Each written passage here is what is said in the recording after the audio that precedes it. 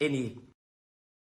Na mo mfa so akodi twe mo de akodi ejantrafo gonofo kwasiafo ejatoma aban na enkotam sika every bank of Ghana fambrɛ wo nana na otam asase ne ma wo no wo nana na obutu oba so kɔ no ho kɔgi sika kwasiafo abofunu kwasiafo munya sika o pizza tara kɔtɔ red ma mo dross mu kan mu nko school de muni ma ne sɛ ye de ya ton chains akɔtɔ red anom kwasia onye sɛ Ghana nyina ne kumasi pizza mu hu nyina e don so mo ho bon don so mo asantefo mbrantie ni bi eniti na MPP use mo agimi mo ya lucky say jale to hodo na mo nda ayeke be hye mo sem emmoa mo gigegegia pizza na mo ton fake belt fake jeans mo wiawia nkofo tutu nkofo bag mo wia na mo akoto red ne jantrafo o pa abansi case store na wo store mo bi mo agimi pizza tabandia na ba omi akwasi akoto cement abrewa ko na ho kwaji cement ni bi so so e ade na mo nkom na ho kwaji cement emmu Sawotielo Ashanti Regional Minister Dr. Amoakohene.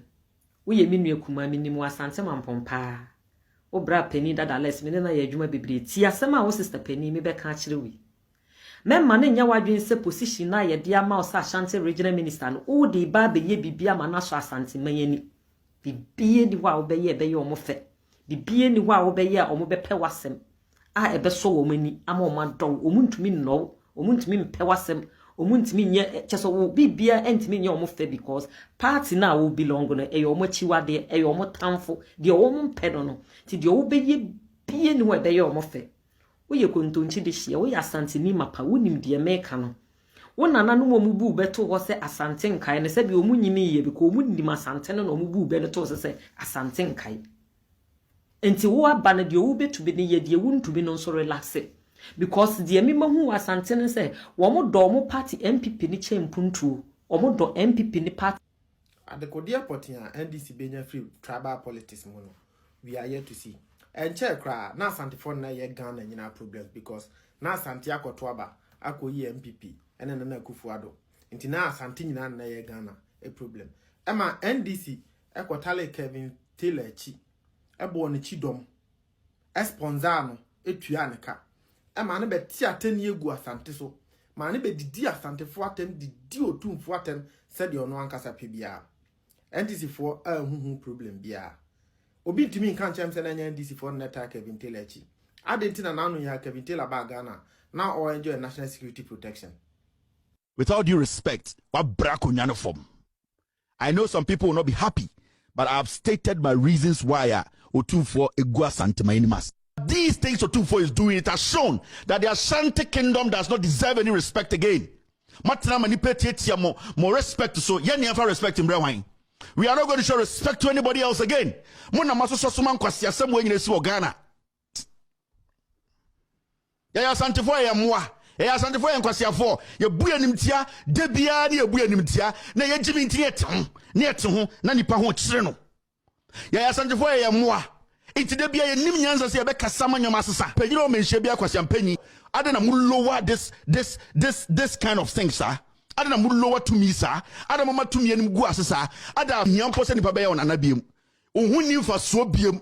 Uni sa respect ni biem. Oni se nipa so Ghana biem. Why na odi to me be hunahuna no? And insu a wankasa wonum se Otumfo eni tan muti ase no Asante sem na mo yana sekere sen mo abakosem na motie ne sen musua ne sen ade ne de mama bibia garam say sa ade ne to me aye tan sa. Who should respect who? Na mama sa jimi we na ohene so to we frantuma eso ne so na wo so ohene wo te wo we frantuma and they mention KVIP mention needs our respect ni biom. The kind of respect we give mention we have dropped ahemfie ye nananom no omo chichese lotto papers ana sebio ahenie na edi no ahenie ni nkwa na edi de ma ahenie ya ahenie no ewen. What kind of dishonesty is this? Disrespect. Asante nkai nso ampa na nka Asante kaya anka opon atemdidie bebrebe ema bi kan Otumfo no anka obetumi asori atam emo ne anwa e de abra Asante fo e wa abra o majapade ene o mudwetire ahye. Dr. Amoakohene endorse ade a Kevin Taylor ye no etimi abomodin de Kevin Taylor ne soundbite aye video a posti e won TikTok account. Na sa wokoko gina Kevin Taylor achi ama ne didi Asante fo atem e me bi ka Otumfo a ayo sa Asante fo no se be yanwini wo ho eyo se yenim ne ekoso enti ye bepe wasem mumu bi mu agimi input yo ebe bom se de jonso abo akoko Dr. Amoakohene nankasa ene post video we say on a TikTok account so na se wo endorse ade a Kevin Taylor ye na eba ne say na we use the sound e dey post video na se wo hye na chi na atendie bebrebe a wo didi asantefo ne otumfo atem no wo didi atem ene wo hwe odo afri asantefo wo kokan yes kejetie Dubai market na se wo si kejetie Dubai market na no achi wo be hye obi kutupa ama na di asantefo ne otumfo atem a na odwen se ye betimi ahwe kejetie Dubai market ne ho ne ato bibi atwere ne akoso aprewasem na kejetie Dubai market ne yenim ba bi start free yo yenim hu nkomodi e hya ase ansa na kejetie Dubai market no eba se kase ye bekire mu a ye betimi akire mu a na mpaso obi a ne so ehun video kakra bi nie ma me fa nkire wo the bus station collecting about $1 million a day. That is the more reason why we need something like this, a market like this that will be functional.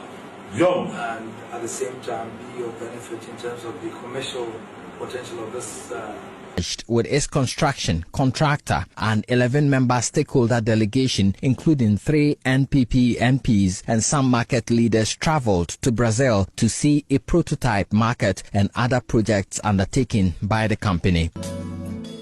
The idea to start the Kejetia Lorry Park first was to start the first phase of the project with the need of reallocation of the fewer people as possible. So the idea is to assemble a structure, then we put the slabs over the lorry park, and then we can continue with the construction on the 2 floors above, and then the lorry park can come back and continue to operate there. Dr. Amoakohene, I ye di obetimi aye. Na mo man nwene se na nu nansa asantefo betimi ato bibia gu na yedi wachi abomumume. What ye?